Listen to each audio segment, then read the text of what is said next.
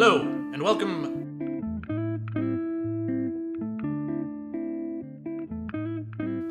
There is a quote now from this American Philanthropy, second edition of my Bremer book that I'd like to read. This is actually the editor's note.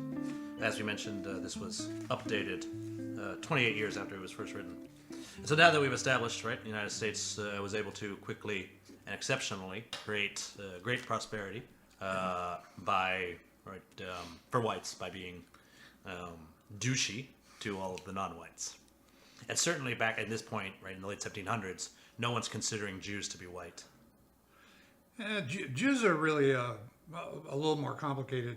Yeah, tell me about it. Issue in the settlement period. Indeed. So anyway, the editor took some time to write a little preface, and I'd like to read this first paragraph. Dad paid for me to get a theater degree, so this is you finally get to enjoy the fruits of them. We have long thought of ourselves immodestly as a nation of philanthropists. But in our generation, American private philanthropy has dwarfed all our earlier good works, and the United States government has become a philanthropist on an unprecedented scale. Having cast ourselves in the role of a philanthropic nation, only to be blamed all over the world for our short-sightedness and selfishness of our good works, we should now try to discover precisely what our tradition has been. Yeah, I agree with that. And I think what I'm going to do is try to make this more complicated. I've just said that, we were unique in terms of landing in this wondrous place with all these resources, alongside the devoted crusade for wealth and prosperity that led to oppression and so on. We also had a deep and abiding Christian tradition. Mm-hmm. And that makes the picture very, very complicated. The best way I can talk about this is that the speech or sermon that John Winthrop gave aboard the Arbella, which everybody talks about because it mentions that America is to be the city on the hill. Mm-hmm. Well, the title of that sermon is a model of Christian charity. And the idea in there that does not get as much play as City on the Hill is that out of Christian love, one who has a lot is required to give to those who have very little. That there is this Christian notion that success is not really yours, it's God's. And that you are only the bearer of it, the holder of it temporarily. And one of the things you should do is to help your less fortunate neighbors. And that Christian tradition is very strong in American life. Yes, I have heard Christians tell me that that's why the poor exist. Well, that's pejorative. I find it. I don't like it when they say that.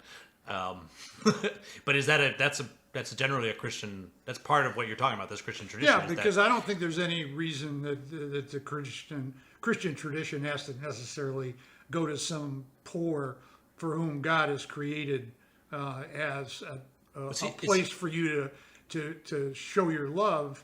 I just think it's just a natural way, and I think you have to put it in the context of the prior 600 or 800 years of European history, where aristocrats didn't think that. Aristocrats didn't think that, they had 800 peasants working their land, and it was part of their job to extend Christian charity to those people.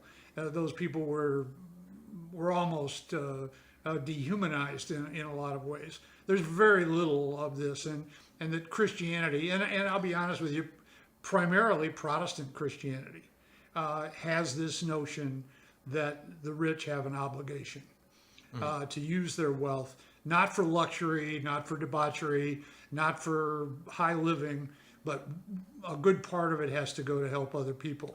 But it seems to me, when it comes to Christian charity, and perhaps I'm only familiar with the bad examples, but they don't seem to want to eliminate poverty. It's about it. It's sort of, I think the famous example is Mother Teresa, who believed that these people were like their humility was sort of well, I think the key to their sanctification. One thing that everybody I think who thinks about philanthropy has to decide one way or the other, and that is the phrase, the poor will always be with us. Now, whether you believe that or not, that's going to shape a lot of what you think about philanthropy. Yes, indeed. And I mean, you can go, that's obviously an endless debate. I think that there is probably a very large generational shift between us on that. Would you think most of your peers of your age believe that, yes, there will always be poor people? I think there were really endless shifts. I mean, for example, in the late 19th century, there was a very, very strong Darwinist movement that suggested there would always be the poor, and that there was an inevitable result of the struggle, and and in this case, in the hardest notions of social Darwinism, the idea here was that the poor should just die off. Right. And that was just the way of the world. That was the way nature was read in tooth and claw, and to go down and to actually provide charity was wrong. You were just putting off the inevitable. Fascinating. And in fact, I think today you'll find some folks, and there's lots of different theories on this, and like some of the really nuanced theories about some of this stuff is that you'll have folks say that it is in fact bad. If you truly care about homelessness, you should not give money directly to folks on the street, Right. Because that's not an efficient use of funds. I've also heard from folks that is in fact the best way to give. They know their needs better than others, right? I think sometimes the assumption is they're gonna go buy booze or whatever, right? Well, I think the thing here that should come in, and that is the way that Marx and Marxists think about this, and that is that they look upon that kind of charity, the 50-cent piece to the homeless person, and so on, as just the bourgeois way of making himself feel comfortable. And this is the important point. That's the way you hold off revolution from below. You provide enough charity to keep those people from saying, maybe we should get some guns, Right. and so on. And I think you have to realize that by 1920, there had been 120 years of almost persistent revolutions, from 1789, 1848, 1878, then the Russian Revolution, a big one, prior to 1920. The idea of revolution from below was a lot more real then than it is now. Yes, perhaps, unfortunately.